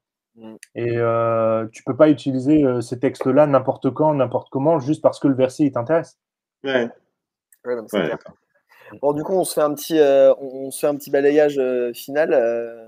Ouais, alors le balayage final, il va être. Ouais, donc du coup, on est sur un dimanche matin. On vient de vivre un bon temps de louange, hein, n'est-ce pas? On vient de connecter nos cœurs à Dieu et on vient de se faire du bien. Et donc, je suis un pasteur fraîchement arrivé sur l'Église et j'ai une grande vision pour l'Église. J'ai un grand projet pour l'Église. J'ai envie d'impacter l'Église et j'ai envie que l'Église elle grandisse et je vois quelque chose de grand. Je vois que Dieu a mis du potentiel dans cette Église. On va l'utiliser. Et puis voilà, vous avez vu là l'excès du jeu, quoi. Hein. Je vais faire pas mal de choses. Et donc aujourd'hui, on va lire un verset biblique qui est dans la Bible, hein, que vous pouvez lire dans Philippiens 3,16. On va le lire ensemble. Il va s'afficher sur vos écrans. C'est ça hein, qu'on fait. Hein. C'est ça, exactement. Oui. Voilà, au point où nous en sommes parvenus, marchons d'un même pas. Voilà, et donc là, le prédicateur va commencer. Comme je vous le disais, j'ai une grande vision pour l'Église. Dieu m'a révélé des choses extraordinaires ce matin alors que je préparais le message. Dieu m'a montré des choses pour cette Église. Dieu m'a révélé de grandes choses. De grandes choses, voilà. Et vraiment, tout est fait pour sa gloire, tout est fait pour son royaume et on va travailler ensemble pour l'avancement du royaume de Dieu. Vous allez voir que si nous marchons tous d'un même pas, on va pouvoir faire quelque chose d'extraordinaire. Mais pour ça, on a besoin d'avoir une église qui fonctionne. Il nous faut l'unité, il nous faut vraiment, c'est ce que nous disent versets finalement. Hein.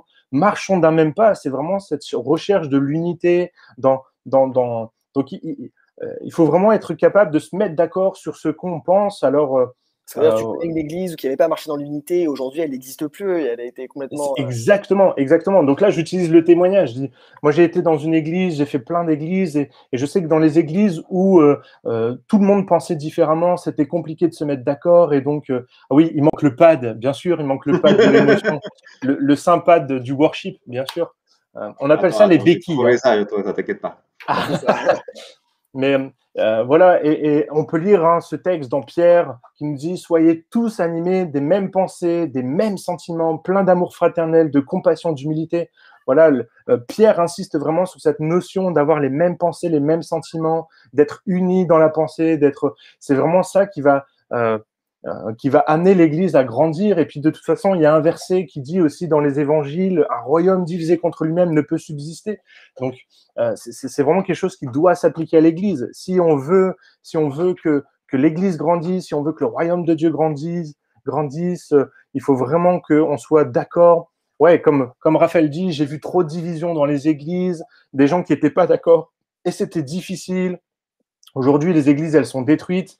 Une fois, je suis arrivé dans un contexte d'église où l'ancien pasteur n'a pas réussi à faire son travail, et puis l'église était divisée, et puis j'ai repris le travail, j'ai commencé à prêcher l'évangile, j'ai commencé à partager. Vous avez vu beaucoup de témoignages, hein, surtout, vraiment, ça c'est super important. Hein. J'ai commencé à prêcher l'évangile, à prendre soin des gens, et puis à remettre les bonnes bases de la parole de Dieu, à reparler de l'évangile, cette bonne base. Et vraiment, ça a permis à l'Église de rebâtir, de reconstruire quelque chose. Aujourd'hui, c'est une Église qui va de l'avant, qui grandit, elle impacte la ville dans laquelle elle est située.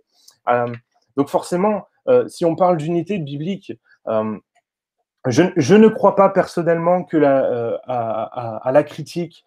Certains parlent de la critique constructive, mais la critique même constructive n'est pas biblique. Regardez ce qui est écrit dans Exode. L'Éternel dit, je vois que ce peuple a un cou roide. Même l'Éternel est agacé quand le peuple fait preuve d'esprit critique à l'encontre de lui ou à l'encontre de Moïse. C'est vraiment quelque chose qui est difficile. L'inflexibilité des croyants qui rend la vie dure à Moïse, c'est vraiment une caractéristique biblique qu'il faut éviter à tout prix dans notre Église. La haine excite les querelles, mais l'amour couvre toutes les fautes.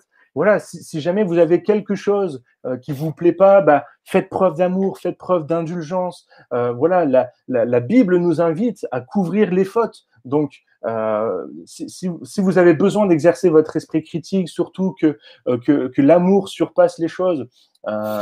Voilà, puis on peut encore lire hein, dans les évangiles, dans les épîtres, pardon, que si vous vous mordez les uns les autres, si vous dévorez les uns les autres, prenez garde que vous ne soyez pas détruits. Voilà, il y a vraiment cette emphase, vraiment énorme. Ah ouais, les Soaking Worship, alors ça c'est la vie. Hein. Bah, alors en dehors de toute considération spirituelle, mais alors ça, moi les Soaking Worship c'est mon truc. Mais pour mon temps perso. Voilà, vraiment, c'est vraiment important pour eux. Je vous assure que je suis dans un autre mood, hein, juste parce qu'il y a du pad. Hein. Mais je suis dans un autre mood. Hein. Vas-y, continue. D'un coup, la prédication va prendre un autre truc. Hein. Voilà, donc on a vu, hein, vraiment, c'est super important qu'il y ait cette unité dans l'Église pour qu'une Église fonctionne, pour qu'elle impacte le royaume. On a vu des églises qui sont divisées les uns contre les autres, les églises sont par terre.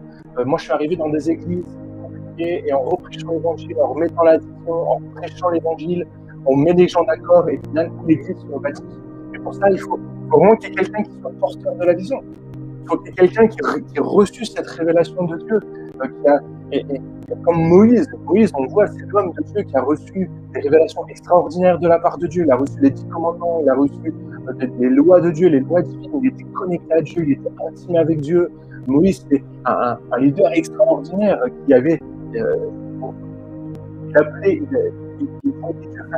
avait ce face-à-face avec Dieu et vraiment, Dieu l'appelait son ami. Donc il faut vraiment que celui qui soit porteur de la vision, ça soit quelqu'un, un vrai pasteur, un vrai leader, un vrai berger, quelqu'un qui va prendre soin de vous, quelqu'un qui va s'occuper de vous, quelqu'un qui va prendre soin de ce que vous êtes.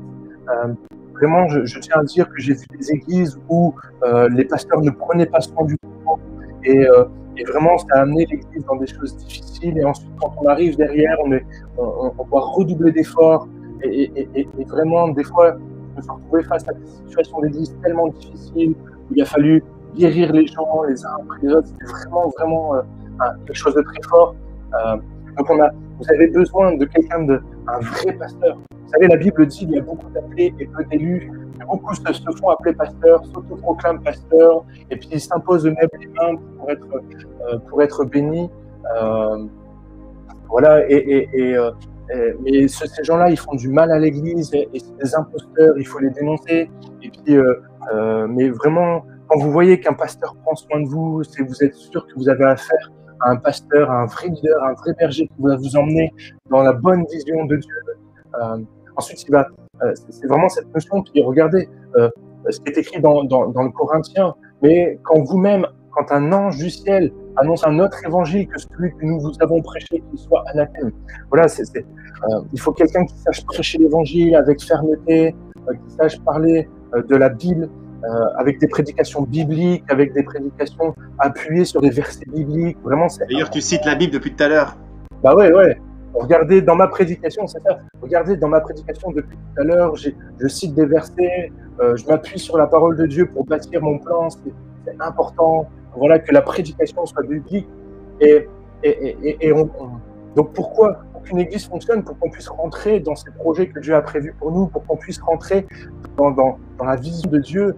Donc on a vu, hein, il nous faut une église qui soit unie d'un même cœur, même pensée, même sentiment, derrière un leader qui porte une vision. Et je vous l'ai dit, j'ai une vision extraordinaire pour l'église. J'ai vraiment reçu des choses extraordinaires. Je vois des choses dans chacun de vous. Ce qui est aussi intéressant parfois, c'est de s'adresser vraiment le groupe de louanges a fait un travail extraordinaire et je vois dans ce groupe de louanges un potentiel énorme. Vous allez faire des CD pour la gloire de Dieu, vous allez faire des choses. Et puis tout à l'heure, j'étais dans les salles d'école du dimanche et je voyais toutes les monitrices qui travaillaient pour le royaume de Dieu. Je vois en vous des potentiels extraordinaires. Et donc, là, on rentre dans le dernier point. Et ce qui est important pour que ça fonctionne, il faut vraiment qu'on travaille tous dans l'unité. Vous savez, la vie du pasteur, elle est dure. Un pasteur aujourd'hui fait beaucoup de sacrifices. Moi, j'ai sacrifié ma vie de famille pour servir l'Église. J'ai dû déménager des dizaines de fois pour servir l'Église et j'ai mis mon cœur à l'ouvrage. Et puis des fois, j'ai mangé des patates pendant un mois pour servir l'Église. Ça m'a mis en difficulté. La vie du prédicateur, elle est difficile, vous savez.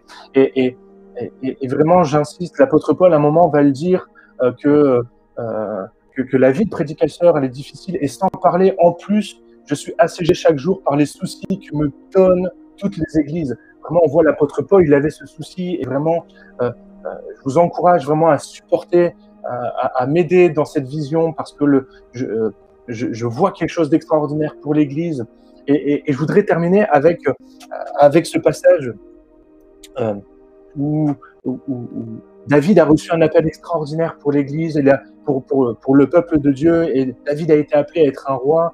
Et quand il voit Saül qui est encore roi et qu'il a la possibilité de pouvoir tuer Saül, il va dire « Je ne toucherai pas à loin de l'Éternel ». Et vraiment, au travers de ce passage, je vois vraiment qu'il est important qu'on soit tous réunis derrière une vision, derrière un projet, quelque chose d'extraordinaire.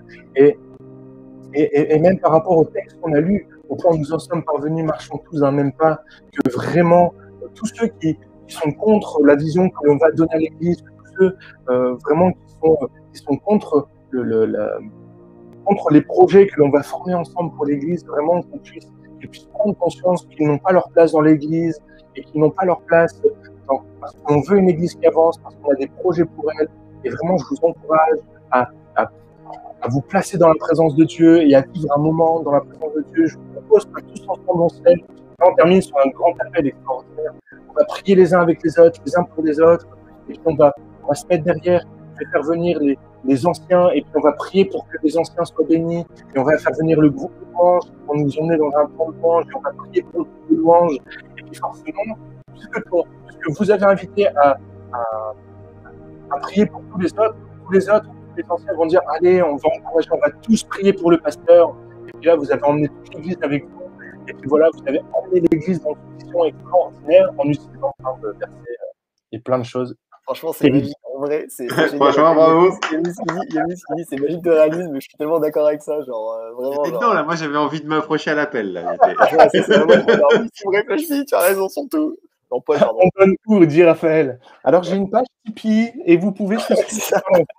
C'est ça, exactement. Exactement, la conclusion parfaite, c'est exactement celle-là.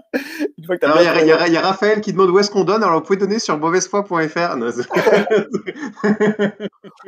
des paniers d'offrandes, ça tombe bien. En vrai, franchement, je suis admiratif, t'as fait. C'est magnifique. Ah, bien joué. Non, franchement, c'est excellent. C'est marrant parce qu'il y avait des gens qui arrivaient dans le live et qui étaient en mode. Parce que je pense que les gens ils nous connaissent, ils sont arrivés dans le live pendant que c'était prédication, ils étaient là, mais c'est quoi ce bordel? Ça ressemble pas. Je regardais pas, du coup, j'étais vraiment sur la page là. Il y a eu des gens qui ont. Je ne prêche pas comme ça d'habitude. Hein. Désolé, vraiment. Ah man, c'est trop tard, hein, on va clipper ça. On va mettre juste partie à toi et on va mettre ça sur les réseaux sociaux. Un petit contexte. On va mettre ça à ton pasteur, tu vois. Cette prédication Luther, tu sais, quand je vais finir par avoir 1 million d'abonnés, cette prédication qui ne l'a jamais. C'est ça, la prédication qui ne l'a jamais. J'avoue que ça n'est pas tout sur Paul. Nous avons des sources. J'ai ouais, c'est trop bien. Paul, et la musique fait 50% du boulot. C'est clair. Mais, alors, on appelle ça une béquille. En fait, mais la musique, c'est un levier, c'est clair. Enfin, je veux dire, faut pas se cacher. La musique est un levier sentimental énorme. Et la musique, mais même le prédicateur, en fait, quand il a ça dans le dos, mais alors, il est. Et tu veux une deuxième béquille? Allez, mais ça, bon, Émile, je me lâche, mais la deuxième béquille, c'est demander aux gens, c'est de t'encourager. Ah ouais. Est-ce que je peux avoir un alléluia? Ouais, ça, c'est. Ouais, c'est ça. Et ça, c'est tellement la béquille, tu sais, genre, et du coup, même toi, ça te porte, tu vois. En vrai, c'est plus facile de te lancer quand t'es encouragé, tu vois. Enfin voilà, mais c'est vraiment ça, ouais. Et puis après, derrière, vous avez l'appel à l'offrande. Et puis, si vous voulez qu'on rentre dans les projets, puis alors là, c'est fini. Après c'est. T'as vu les trucs, je cherche ça, je ne sais plus le nom de l'application, mais tu sais, il y avait une application vraiment pour t'accompagner, mais vraiment, ça remplaçait même tout un orchestre. Ah oui, ça existe, mais même maintenant, maintenant, en plus, vous avez sur Internet, là, ce que tu as mis, les Soaking Worship, là, ça pullule sur Internet, hein, il y en a partout, franchement, tu peux en mettre. Oui, et je crois que c'est ça, j'ai vu aussi. J'ai vu une application, vraiment, c'était un truc. Oui, je me souviens, tu avais fait ça avec moi, genre, tu m'avais montré une fois. Là. Ouais, je sais plus ce que c'est, je sais plus comment ça s'appelle en fait. Genre, tu peux toi-même appuyer sur les boutons en C'est fonction ça, de ton bon, message. je le retrouve pas, donc tant pis. Mais vraiment, c'était vraiment, t'as un iPad et puis tu pouvais choisir ton ambiance et puis t'appuies, puis tu sais, ça pouvait faire les trucs, ça faisait, tu sais, pour comme les prédicateurs à l'américaine, tu sais, genre, pam, pam, pam, tu sais, genre, and Non, God is good, pam, pam, tu sais, genre. Non, mais Ouais, c'est vraiment, tu peux tout seul avec ton iPad à faire ça, tu vois. Bon, en tout cas, c'était j'ai génial. l'avoir vu aussi sur Instagram. La publication pour cette application, ouais, Ouais, je l'ai pas retrouvé, donc tant pis, j'aurais voulu le montrer en live, mais tant pis. Bon, bah écoute, genre, c'était super, Paul, de t'avoir avec nous. Ah non, mais Vraiment. un grand plaisir, un grand plaisir. Et, en plus, enfin, je trouve vraiment c'était cool parce que je trouve qu'on a, enfin, je sais pas je sais pas ce que vous en pensez dans le chat, Nat, je sais pas ce que t'en penses non plus, mais je trouve Moi, qu'on j'ai a trouvé bien, ça enfin, génial. Franchement, j'ai trouvé ça ça serait génial. bien la manière dont on l'a fait là. Je trouve que, Ouais, bref, c'est on clair. va, C'était plus bref, j'aime dynamique. ça. Ah ouais, c'était cool. Merci beaucoup, Paul. Tu Non nous aides à nous améliorer. Mais écoutez, un grand plaisir. Et puis vraiment, soyez persévérants. Je sais que le chemin peut être rude parce que vous prenez un levier qui est particulier, mais ça donne beaucoup d'humilité. Et puis, je vous donne un sujet. Essayez de parcourir un petit peu ma chaîne ou essayez de regarder un petit peu et voir s'il n'y a pas justement des trucs qui seraient discutables. Parce que moi-même, des fois, je regarde des vidéos et je me dis, t'es vraiment en vrai, En fait, ce qui serait marrant un jour, ce serait de faire un truc où, genre, si on fait un autre live avec toi, tu vois, genre, ce qui serait intéressant, c'est qu'on regarde, tu sais, on passe sur tes vidéos, tu vois, et puis on les commente en live, tu vois, ce serait marrant. Et toi, tu passes sur Et ce les. qui Toi, serait, tu passes sur nos moi, je comptes. trouve ça aussi intéressant dans l'autre sens, hein, nous d'ailleurs, C'est ça. enfin, parce qu'en fait, nous, c'est ça qu'on trouve, c'est pour ça qu'on a fait nos lives à la base. À la base, on a fait nos lives pour que les gens puissent justement critiquer en live, nous, tu sais, nous faire des retours critiques sur nos posts et tout ça. Et donc, on discutait. Alors là, après, on a ajouté de nouveaux concepts et tout. Mais pourquoi pas? Ça peut être un truc intéressant. une balade critique sur ma chaîne YouTube. Non, mais croisé. En fait, moi, ce que j'aime bien, c'est l'idée que ce soit croisé. C'est-à-dire que, tu sais, genre, je sais pas, on fait une demi-heure, on se balade chez toi, et puis une demi-heure, on se balade chez nous. En fait, moi, ce que je trouve sympa, ouais, ça, c'est qu'en fait, on se prépare à l'avance. Genre, bah là, on est en train de brainstormer en live avec les gens, mais tant mieux. Genre, on se prépare à l'avance, tu vois, et genre, toi, tu viens avec 3 contenus de nous, et nous avec 3 contenus de toi, et tu vois, et on en discute comme ça, et je trouve ça marrant. Faut fixer la date, hein, les gars. Bah écoute, avec plaisir, avec plaisir. Juste une petite question avant de partir parce que j'avais dit que je te la poserais. En vrai, même moi, la réponse m'intéresse. L'autre fois, j'ai fait un réel sur une balade critique en 30 secondes et j'avais demandé qu'est-ce que vous en pensez, est-ce que vous aimez ça? Et tu as répondu par message quelque chose du genre, je trouve ça génial, mais j'ai pas hâte que ça passe chez moi. Ouais. Et en fait, juste pour ressentir un peu la tension, tu sais, en gros, genre, je voulais avoir un peu ton ressenti sur ça. En fait, il faut savoir que un prédicateur, c'est quand même avant tout un homme. Et un homme, ça a un passé, ça a des choses comme ça. Et justement, dans ce passé, d'être un peu sous le couvert de pervers narcissiques, tout ça, c'est que l'estime de soi, elle prend un gros coup. C'est bien qu'en fait, on a du mal, en fait, moi personnellement, j'ai du mal à accepter les critiques, j'ai du mal à accepter qu'on remette en question ce que je fais. Et les commentaires, l'espace commentaire, par exemple, de ma chaîne YouTube, des fois, c'est un gros défi parce que y a des gens, ils sont super sympas et tu sens que dans leur construction de la critique, enfin de la construction de leur message, c'est bienveillant. C'est-à-dire qu'il y a vraiment cette notion de bah, je suis pas d'accord avec toi, mais je te le dis simplement, et puis tu sens qu'ils sont ouverts à la discussion, quoi. Là, dernièrement, j'ai discuté avec la chaîne YouTube Théologie, qui s'appelle Benjamin, de la chaîne Théologie. Ok. Il a je vous encourage à aller voir sa chaîne, elle est super sympa. Et en fait, il est venu commenter une vidéo un peu rentre dedans. Il est venu, j'encourageais dans la vidéo à dire, à commencer la lecture de la Bible par Luc, ensuite de lire les Actes et après d'aller étoffer. Et puis il est venu but en blanc en disant ouais, je comprends pas comment un pasteur peut dire qu'il faut commencer sa Bible par Luc et pas par la Genèse, le message de la parole de Dieu. Pour comprendre l'intérêt de Luc, il faut avoir Luc. Et vraiment, il est venu comme ça, mais puis là où en fait pour moi c'est très très très très difficile parce qu'en fait je me dis alors attends, il est en train de critiquer parce que moi je me sens associé à mon travail, c'est-à-dire que quand tu critiques mon travail, j'ai l'impression que c'est moi que tu critiques directement. Donc, on est tous pareil un peu, hein, même. Alors, il est en train de critiquer le fruit de ta pensée, une vidéo qui n'est pas toi, qui est juste un morceau de ce que tu as produit. Donc, à un moment donné. Voilà, à un moment donné, à une pensée donnée. C'est pareil, les gens qui viennent commenter ta vidéo, ça fait 3 ans que j'ai tourné la vidéo. Parfois, tu es d'accord avec eux, quoi. Ouais, c'est ça. Et des fois, je dis, ouais. J'ai mon épouse, j'arrive, ma chérie. Je suis là. Pas grave, c'est nous, c'est de notre faute. On va te libérer. Je vais me faire taper dessus. et en fait, c'est ça, c'est que des fois, bah, en fait, entre le moment où j'ai tourné la vidéo, il y a 3 ans, quand, tu vois, j'étais dans un contexte particulier et tout ça, bah, derrière, en 3 ans, tu as évolué. Et en fait, la personne, elle commente, elle associe toute ta chaîne et tout ce que tu es à juste cette vidéo-là. Puis là, tu es là, tu fais, attendez, c'est difficile et ça demande un énorme exercice. Donc, c'est pour ça que j'ai pas hâte que vous regardiez mes vidéos pour le faire. Parce qu'en fait, pour moi, c'est un exercice très, très difficile et très compliqué, en fait, de prendre du recul et de dire, en fait, vous ne critiquez pas qui je suis, vous critiquez juste ce que je crois à un instant donné, dans un format donné. Ouais. Après, je pense qu'il y a aussi une manière de le faire qui est sympa. Alors, on n'est pas forcément toujours, on n'est jamais parfait là-dedans, hein. Personne, je pense, on a tous des choses à se reprocher. On a tous vu parfois des trucs qui nous ont fait bondir sur les réseaux sociaux et on y va en mode, tu vois. Ouais. Bon. Mais je pense qu'il y a aussi, je pense que d'une manière générale, même, je pense, des retours qui sont sous nos posts, qui sont parfois plus, dits avec un peu plus de douceur et de sympathie, c'est souvent plus facile à avaler, quoi. C'est ça. Et tu le sens, en plus, dans les commentaires, tu le sens que quand la personne, elle vient avec de la bienveillance et avec juste l'envie de partager avec toi, en fait. Bon, au contraire, le pire, je trouve, c'est les gens qui juste qui sont pas d'accord avec toi, ils te le disent, puis en plus, tu sais très bien qu'en fait, eux, ils ne changeront pas d'avis. C'est-à-dire qu'ils attendent de toi quelque chose que eux-mêmes ne feront pas. Ouais. Et ça, c'est le pire. Ouais, ça, non. Bon, écoute, je te remercie, Paul. Bon, merci, ouais, c'était chouette. Je vous invite tous à aller voir la chaîne la chaîne de Paul, donc Flesh Me, que vous soyez sur Instagram, sur YouTube, donc partout. Enfin, j'essaye d'être partout, et donc n'hésitez pas à aller le voir. Puis, si vous voulez aussi, j'en profite aussi, n'hésitez pas à vous abonner aussi à la chaîne. Là, je vois qu'il y a pas mal de gens qui suivent le live maintenant. N'hésitez pas à vous abonner à la chaîne Mauvaise Foi ou à liker la vidéo aussi. Merci pour le référencement, ça nous aide. Ah ouais, donc, voilà. ouais. C'est normal. Je vous invite dans le chat là, à envoyer plein d'amour pour Paul, le remercier d'avoir pris du temps pour nous.